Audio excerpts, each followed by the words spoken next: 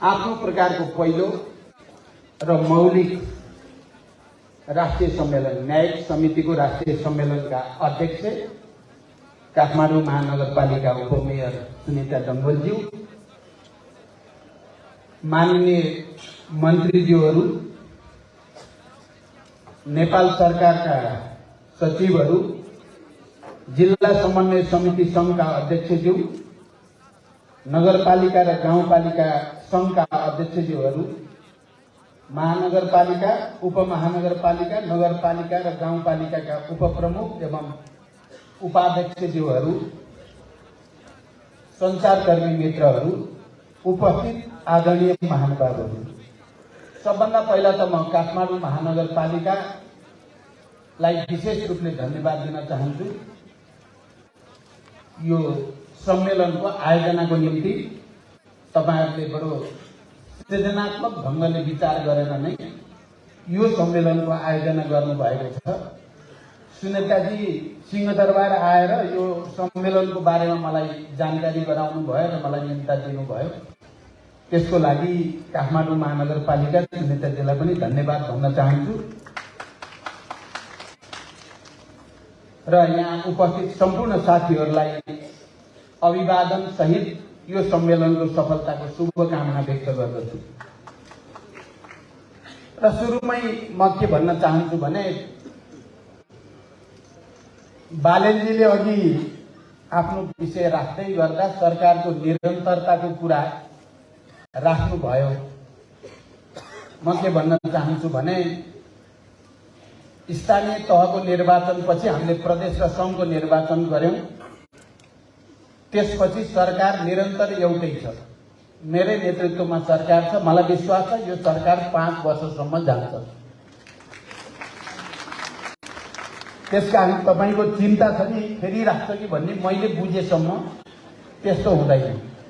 त्यसमा ढुक्क रहन म भन्न चाहन्छु। आज यो सम्मेलनको उद्घाटन गर्दै गर्दा र तपाईहरुको अगाडि उभिएर केही कुरा राख्दै गर्दा मलाई विशेष खुशी र गर्वको महसुस भएको छ। संघीय लोकतान्त्रिक गणतन्त्रको र त्यसमा 3 तहको सरकारको परिकल्पना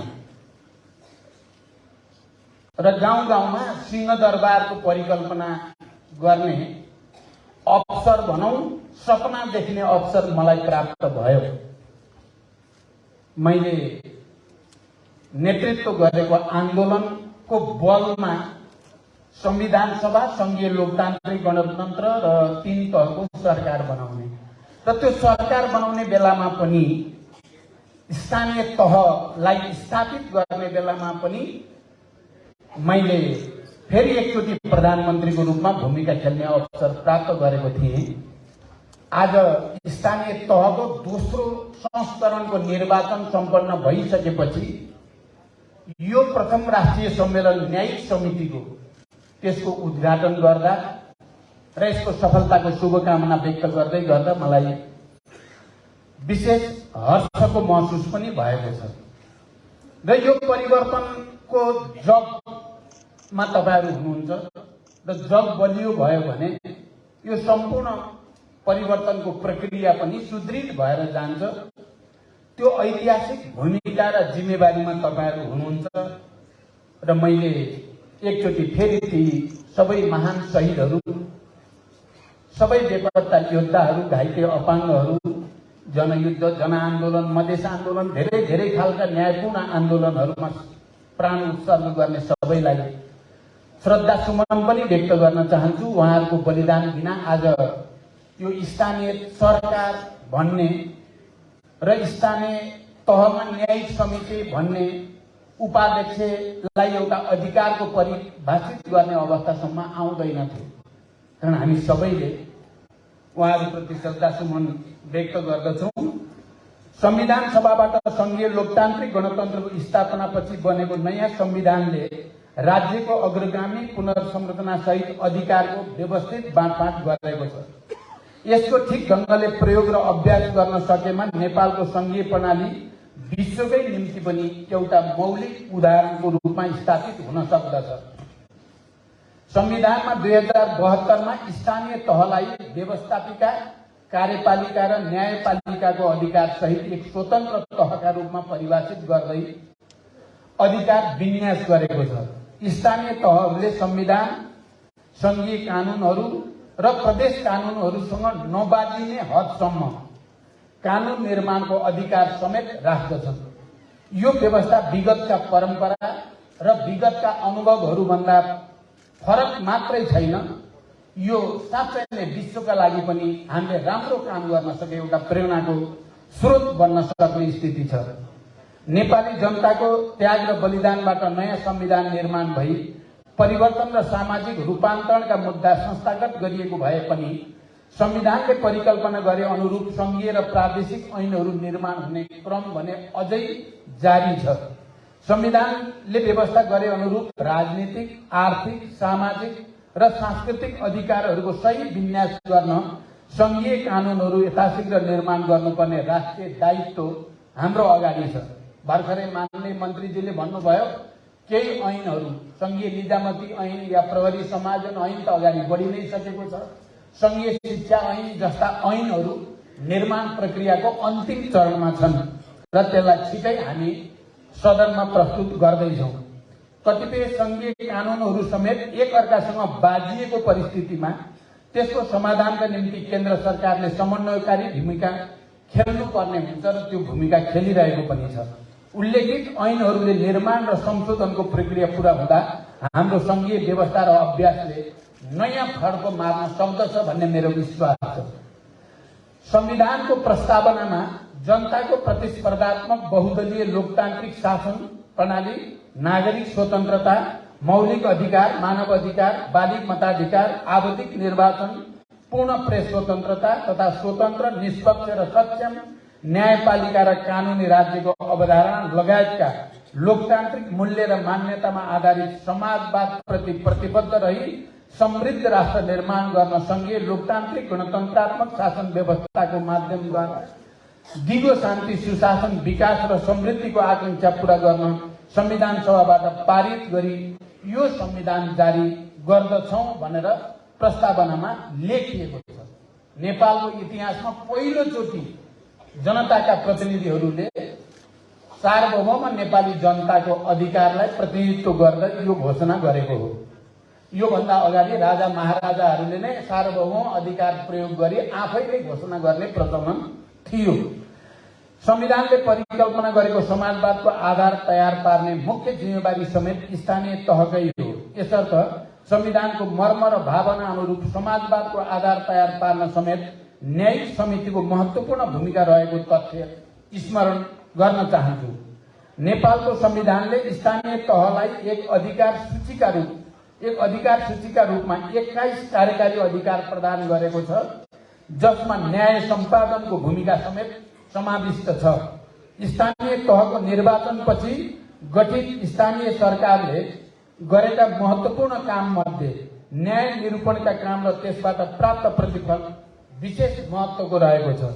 यस अवधिमा 19,000 भन्दा बढी विवादहरू न्यायिक समिति मार्फत समाधान गरिएको तथ्यले नीतिगत र व्यवस्थापकीय पक्ष सुदृढ गरी कार्यक्षमता बढाउँदा न्यायिक समितिले स्थानीय रूपमा रहेका विवादहरूको समाधानका गुणात्मक भूमिका खेल्न सक्दछन् भन्ने कुरालाई प्रश्न पार्दछ।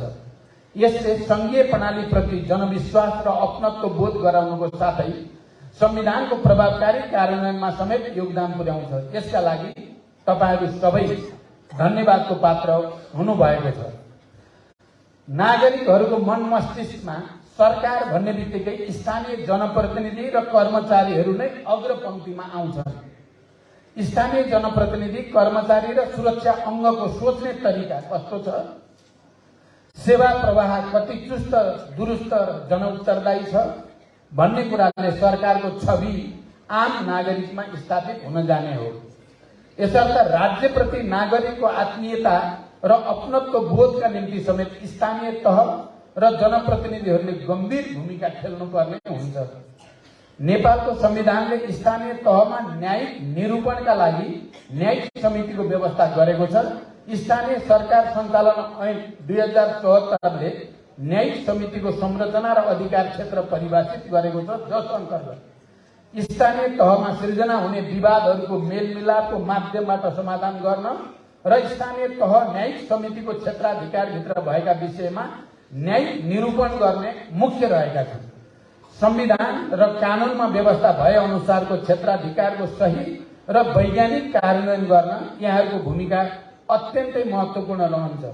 यसतर्फ समेत म यहाँहरू सबैको अझ गम्भीर रूपले ध्यानाकर्षण गराउन चाहन्छु। नेपाल सरकारले जारी गरेका 16 ऐनहरूमा न्यायिक समितिको भूमिकाबारे व्यवस्था गरिएको छ। न्यायिक समितिहरू मार्फत हुने न्याय निरूपणले सेवाग्राहीको आर्थिक भारबाट मुक्त हुने, मेलमिलापका माध्यमबाट समस्याको समाधान खोज्नुले सामाजिक एकता र सद्भाव वृद्धि हुने, पुस्तौंसम्म व्यक्तिगत एवं पारिवारिक रिसराग र कलह रहने परम्परागत मनोविज्ञानमा कमी आउने, सेवाग्राहीले शीघ्र र झन्झट मुक्त न्याय प्राप्त गर्ने अवस्था आउन जान्छ। स्थानीय सरकारसँग नागरिक खुसी भएका केही क्षेत्रमध्ये न्याय निरूपणको क्षेत्र पनि एउटा प्रमुख क्षेत्र हो। तसर्थ यसको संस्थागत र संरचनागत विकास, साधन स्रोतको व्यवस्थापन, जनशक्ति व्यवस्थापन र क्षमता अभिवृद्धिमा केन्द्र सरकारले विशेष ध्यान दिनेछ। न्याय सम्पादनमा स्थानीय तहहरूबीच एकरूपता कायम गर्न, अनुभवको आदान प्रदान गर्न, माथिल्ला सरकारसँग प्रभावकारी समन्वय गर्न र समस्याहरूको केन्द्रीकरण र समाधानका साझा प्रयासका लागि यस्ता फोरमहरू प्रभावकारी हुन सक्दछन् भन्ने मेरो विश्वास छ। आगामी दिनमा समेत यस्ता फोरमहरूले सचेतना र क्षमता अभिवृद्धिका क्षेत्रमा विभिन्न रचनात्मक कार्यक्रमहरू समेत आयोजना गरी स्थानीय तह र न्यायिक समितिप्रति जनविश्वास बढाउन थप भूमिका खेल्नेछन्। उल्लेखित जिम्मेवारी, कार्य र उपलब्धिका बावजुद न्यायिक समितिले अनेकन समस्याहरूको सामना गर्नु परिरहेको छ, जसमा कानूनी व्यवस्थाको प्रयोग र अभ्यासबारे अन्योलता, न्याय निरूपणका लागि पूर्व अनुभव र सन्दर्भ सामग्रीको कमी, स्रोत साधनको कमी, विषयगत ज्ञान र क्षमताको विकासको चुनौती, स्थानीय रूपमा देखा पर्ने राजनैतिक अन्तर्विरोध र न्यायिक समितिमा दक्षता भन्दा व्यक्ति व्यवस्थापन गर्नुपर्ने दबाव, दक्ष प्रशासनिक जनशक्तिको अभाव, संगठनात्मक पद्धति र एकरूपताको कमी, एकात्मक एवं केन्द्रीकृत मनोविज्ञान र कार्यप्रणाली जस्ता विषयहरू मुख्य रहेको मैले महसुस गरेको छु। यस अवसरमा उल्लेखित समस्याहरूको समाधानमा केन्द्र सरकारले आफ्नो तर्फबाट आवश्यक समन्वय र समस्या समाधानको पहल गर्ने विश्वास दिलाउँदै यहाँहरूले पनि आफ्ना सीमाहरूको पहिचान सहित प्रभावकारी भूमिका खेल्नु हुने विश्वास लिएको छु।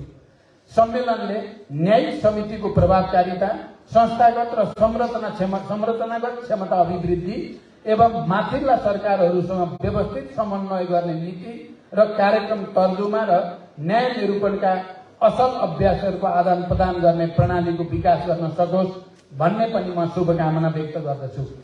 तपाईहरुले थाहा पाइराख्नु भएको छ, अहिले हामी केन्द्रमा सरकारलाई पूर्णता दिने प्रक्रियामा छौं। आज बिहान पनि म त्यसैको बैठकमा छु र यहाँबाट गएपछि पनि सरकारलाई पूर्णता दिने काममा नै मैले केन्द्रित हुनु छ। तर म के विश्वास दिलाउँछु भने यो काम सकिएपछि समन्वयको कामलाई, संघ, प्रदेश र स्थानीय तहको समन्वयको कामलाई र त्यसमा आवश्यक पर्ने ऐन बनाउने कामलाई नै उच्च प्राथमिकता दिइनेछ। म सरकारको तर्फबाट तपाईहरुलाई यो विश्वास दिलाउन चाहन्छु। अन्त्यमा न्यायिक समितिका पदाधिकारी र काम गर्ने कर्मचारीहरूको तालिमका लागि संयन्त्र निर्माणमा केन्द्र सरकारले भूमिका खेल्ने विश्वास दिलाउँदै संघीय प्रणालीको प्रभावकारी कार्यान्वयनका निम्ति नीतिगत, कानूनी र संस्थागत, संरचनागत र कार्यशैलीगत त्रुटिहरू सच्याउँदै एकात्मक सोच र प्रवृत्तिमाथि विजय हासिल गर्न साझा प्रयासको अपील सहित यो पहिलो राष्ट्रिय सम्मेलनको भव्य सफलताको कामना गर्दछु र यहाँहरू सबैलाई धन्यवाद भन्दै बिदा हुन्छु। धन्यवाद। अभिवादन।